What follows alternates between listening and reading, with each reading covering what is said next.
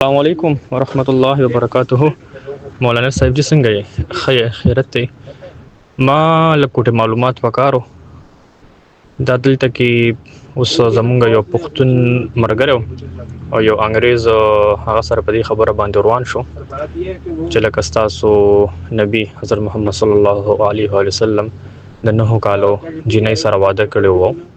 خیر لکه هغه خو صرف دا تاسو کولو کنه چې لکه دا خو ایلیګل دی، نو مونږ سره خو لکه دې باره کې څه خبره مبره مو سره ونه که بس مونږ وځوي چې لکه دا هغه ټایم او په دې ټایم کې په عمرونو کې او لکه په خوراک کې په هر څه کې فرق و، نو د دې باره کې کوم لږ رهنمایي راته فرمایله. وعلیکم السلام ورحمۃ اللہ وبرکاتہ. یہ جو اعتراض کیا ہے آپ نے، اس کے کئی جوابات ہیں. چند مختصر جوابات آپ کے سامنے میں بیان کرتا ہوں. پہلا جواب تو یہ ہے کہ یہ نکاح حضور علیہ السلام نے اپنی خواہش سے نہیں کی، بلکہ اللہ تعالیٰ کے حکم اور فیصلے پر لبیک کہتے ہوئے کیا ہے.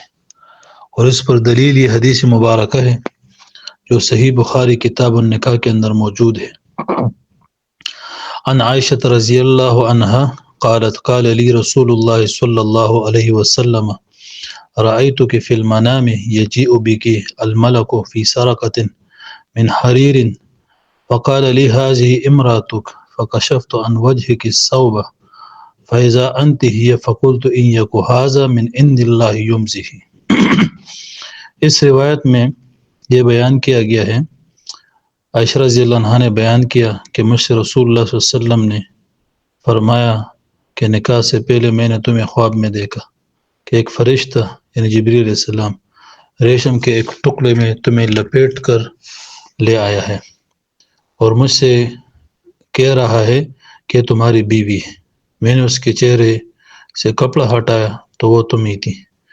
تو میں نے کہا اگر یہ خواب اللہ تعالیٰ کی طرف سے تو وہ خود اس کو پورا کر دے گا.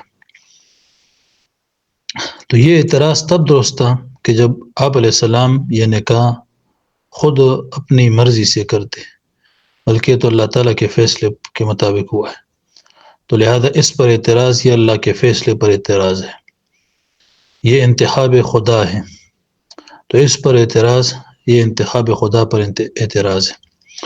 دوسرا یہ کہ اگر بالفرض تسلیم بھی کر لیا جائے کہ آپ علیہ السلام نے خود اپنی مرضی سے یہ نکاح کیا، تو پھر ہم کہتے ہیں کہ نکاح کرنے میں معاشرتی طور پر والدین اور قریبی رشتہ داروں کی رائے معلوم کرنا ضروری ہوتا ہے.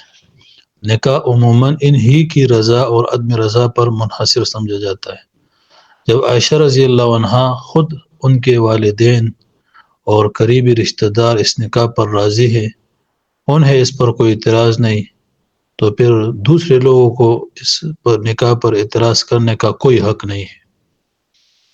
اور تیسرا جواب یہ ہے کہ دیکھیں اس زمانے میں کم عمری کے اندر شادی کرنا قطعاً یہ بالکل معیوب نہیں تھا. جس طرح دیکھو صحیح بخاری میں باب بلوغ الصبیان و شہادتہم، اس میں ذکر ہے حضرت حسن کا قول ہے وقال الحسن بن صالح ادرکت جارتا لنا جدت بنت 21 سنتا. حسن بن صالح نے کہا کہ میں نے اپنی ایک پڑوسن کو دیکھا کہ وہ 21 سال کی عمر میں دادی بن چکی تھی. تو اس روایت سے یہ معلوم ہوتا ہے اور واضح طور پر یہ دلیل ہے کہ اس خاتون نے یعنی کم عمری میں نکاح کیا، ایک لڑکے کو جنم دیا، پھر اس لڑکے کے بھی آگے کم عمر میں ہی اولاد ہوئی، تب 21 سال کی عمر میں وہ خاتون دادی بنی. اس طرح اور بھی اس پر واقعات موجود ہیں. پھر مزید یہ کہ دیکھیں چوتھا جواب یہ ہے کہ اگر یہ نکاح معیوب ہوتا تو مشرکین مکہ، منافقین مدینہ اور اہل کتاب اس پر ضرور اعتراض کرتے، کیونکہ یہ وہ لوگ تھے جو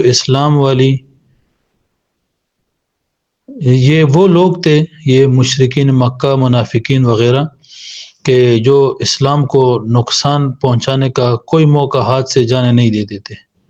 ان کا اعتراض نہ کرنا اور اس کو معیوب نہ سمجھنا، یہ اس بات کی دلیل ہے کہ عرب معاشرے میں اس کا رواج تھا۔